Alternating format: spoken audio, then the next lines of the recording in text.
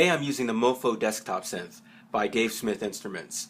That's a monophonic analog synthesizer that also has an ARP feature. What an ARP does is it takes the notes of a chord that you play and turns them into an arpeggio using a given pattern, tempo, and division.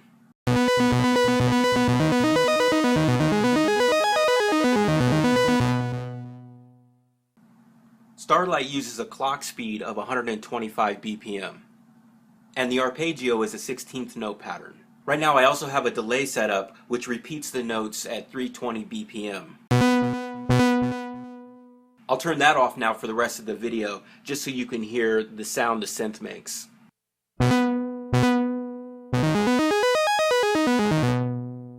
Depending on the synth that you use, the ARP feature can have a bunch of different modes.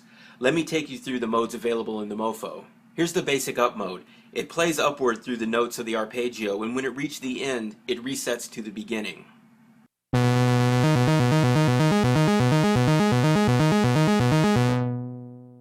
The down mode does the same thing, but in reverse.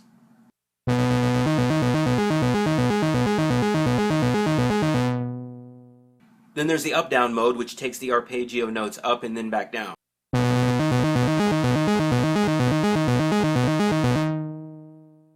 There's an assign mode, which plays the notes in the order that you press them on the keyboard.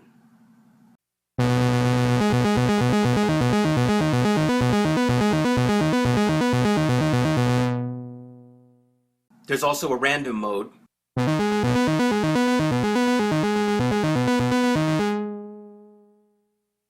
From there it starts adding octaves, adding additional notes for each one that you play. This is 2 octaves up.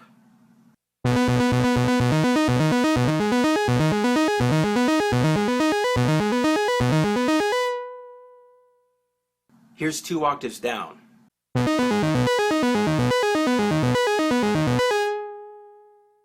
Here's 2 octaves up and down. Now we're starting to get closer to what's going on in Starlight.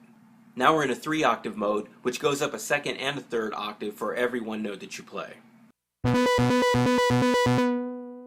This is the 3-octave up.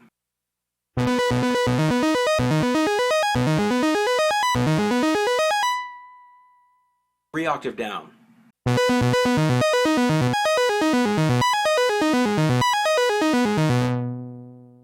Three-octave up and down. This is the mode that I'm using for Starlight.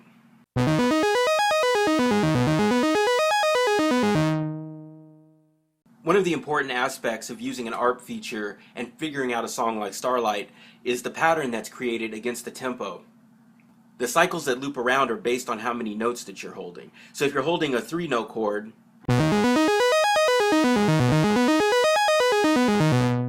that cycle is going to take longer to repeat if you hold down 4 notes.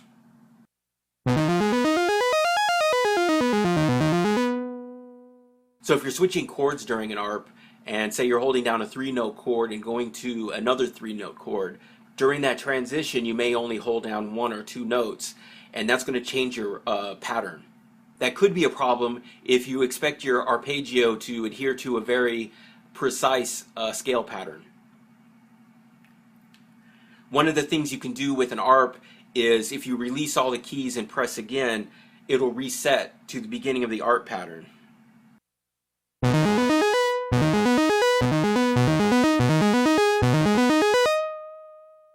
As you're switching chords, one of the techniques could be to lift all of the notes of the chord.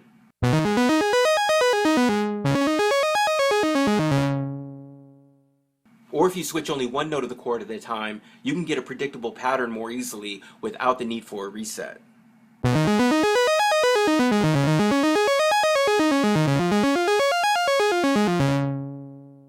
The point is, the way that you switch the notes and the beats that you switch the notes on have a huge influence in the pattern that you hear.